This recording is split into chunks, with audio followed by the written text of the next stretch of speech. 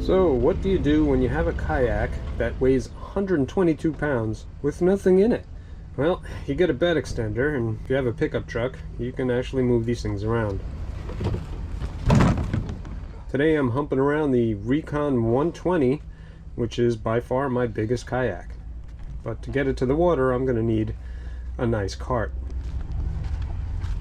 And this is about as nice as they get. Today I was going to be transporting over sugary sand, and with these balloon tires on here, moving this thing should be no big deal. Once I get it up on the cart, that is. Yes. Now I can load it up with the rest of my gear and get her down to the water. I didn't want to drive too close with my truck, even though I have a 4x4, because somebody earlier had told me that they had almost gotten stuck down near the water's edge. But you can see these tires barely leave a dent. A perfect cart for this particular situation.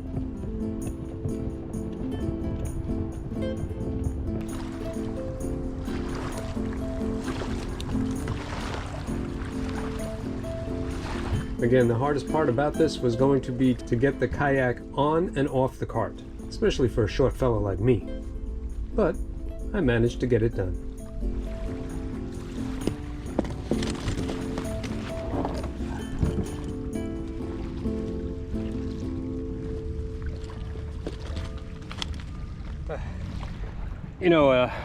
I'm kind of stoked to be able to get out to this spot. I recently came here with my small boat on a trailer, and I realized rather quickly that there was no way I was going to get across this sugar sand without potentially getting stuck. This Recon 120 I took via the bed of my pickup truck, and it is about at the limit of how big a kayak can be and still not necessarily need a trailer. As long as you have a really good kayak cart, this one in my mind is top notch. I mean, I didn't even have to strap this thing down and it went across that sand with this heavy kayak like it was nothing. So that's pretty amazing. The idea of being able to access places like this, that's priceless. This is about as crazy as you're gonna get, man. I mean, inside of this crate that I have back here, I have a dry box, and then I have a tackle box, and this thing isn't nearly full. I mean, I haven't even put anything in the top of this thing. And then I got my cooler, which is loaded with my drinks and snacks for the day. It's got about as comfortable a seat as you can possibly want or imagine. I've added some armrests to it. I sewed a phone pocket here in the front, and yes, I sewed some fabric to that and stuck the Wilderness little sticker on it to make it look official. I did that, and this is like an aftermarket Wilderness pocket that I put in the back for my stuff, like my little soft plastics.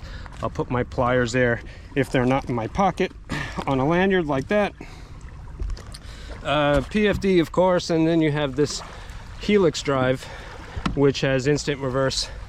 I'm gonna have to push pole my way out there though, because it does draft quite a bit. But once you're out there, it's nice to be able to use your legs and free up your arms for fishing. And when I do find deeper water, I can put this thing on, and then there's a battery in the front hatch. I mean, goodness gracious, you know, it's only a 20 amp hour battery, but again, look at all that space. And then you can pull that bin out, and then there's gobs of room in this thing. So although it's 150 pounds if it's an ounce with all this stuff in it, there's still room for lots more. I mean, even in the tank well behind here, you could put a tent back there, or goodness knows what. Maybe you could carpet that and bring your furry pal out here on the water. I just wanted to share this with you because not only did I want to show that you can get a large kayak like this down to the water, even if it's sugary sand and such, but I wanted to tell you a quick story that came to mind. But before I tell you that story and get this thing out on the water, I'm going to take the easy route and put the cart back in my truck, make sure that's all locked up, and get this show on the road and maybe catch some fish while I'm telling my story. You see, this little vessel moves along just fine with a push pole. I really do like that push pole. It can double as an anchor in shallow water.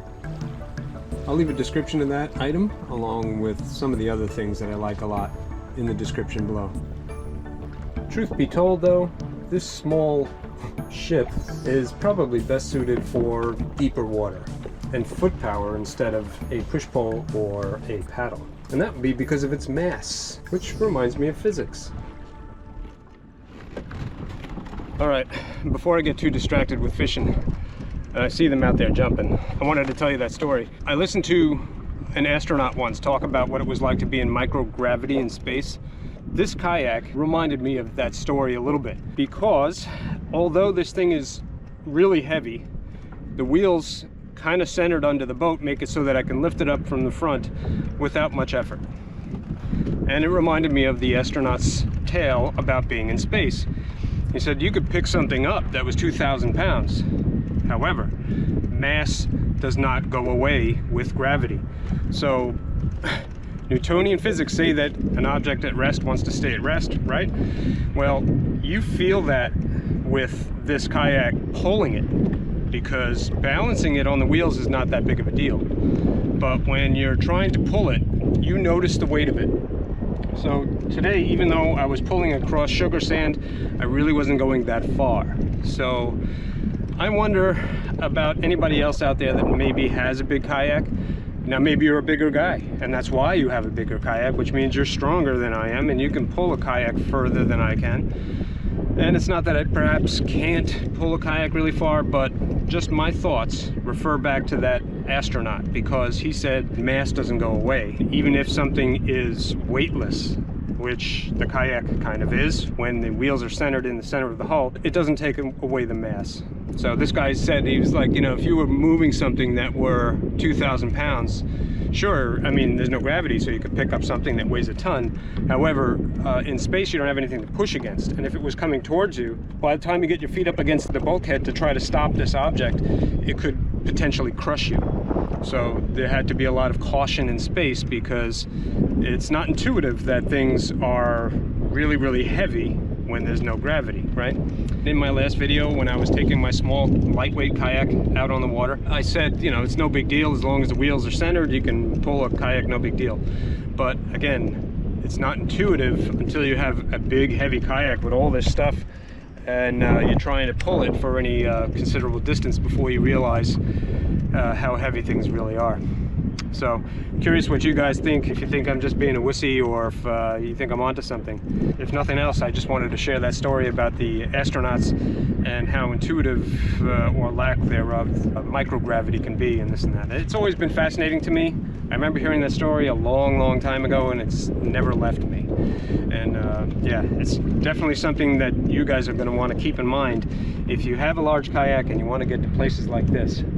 And yeah, I'm hearing those fishes splashing, they're right there in front of me.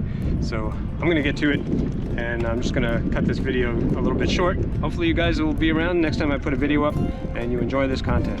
All right, catch you later. Let's see what I got here. Maradine. What's up, Maradine?